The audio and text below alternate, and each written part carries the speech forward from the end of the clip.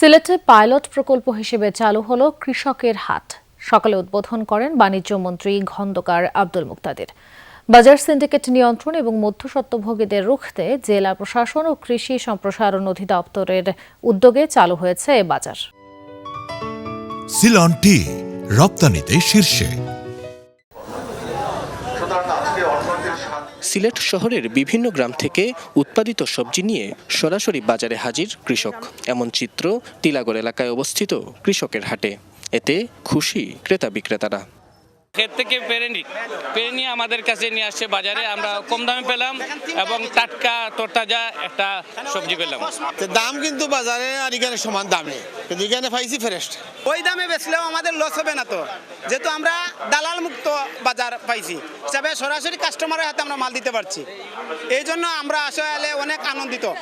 জেলা প্রশাসন ও কৃষি সম্প্রসারণ অধিদপ্তরের উদ্যোগে কৃষকের হাটের উদ্বোধন করেন বাণিজ্য মন্ত্রী খন্দকার আব্দুল মুক্তাদির। এ সময় বাজার সিন্ডিকেট দেশ থেকে মুছে দেওয়ার কথা জানান তিনি। এছাড়া টিসিবিতে ভর্তুকি কমালেও কাজের পরিধি বাড়ানোর কথাও জানান বাণিজ্য মন্ত্রী।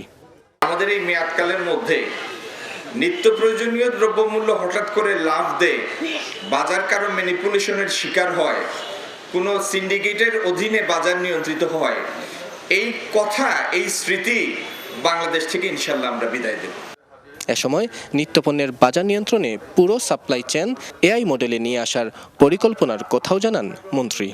পুরো সাপ্লাই চেইন, আমদানি থেকে শুরু করে খুচরা পর্যন্ত বিক্রয়, এই পুরো সাপ্লাই চেইন আমরা এআই জেনারেটেড একটা মডেলের মধ্যে নিয়ে আসব। জেলা প্রশাসন জানিয়েছে মধ্যস্বত্বভোগীদের দৌরাত্ম্য কমানো ও বাজারে ভালো পণ্য নিশ্চিত করাই কৃষকের হাটের মূল লক্ষ্য। কৃষক যাতে উপযুক্ত মূল্য পায় এবং একই সাথে ভোক্তা বা ক্রেতা যারা আছেন তারা যেন তুলনামূলকভাবে কম দামে পণ্য ক্রয় করতে পারেন, মূলত সেই কনসেপ্ট থেকে আসলে এই বাজারে আমরা ব্যবস্থা নিয়েছি। এখানে যে পণ্যটি আসবে সেটা নিরাপদ, সেটা আমরা নিশ্চিত করব। আরও বেশি কৃষককে যুক্ত করে বাজারের পরিধি বাড়ানোর প্রত্যাশা স্থানীয়দের। নাবিল হোসেন, যমুনা নিউজ, সিলেট।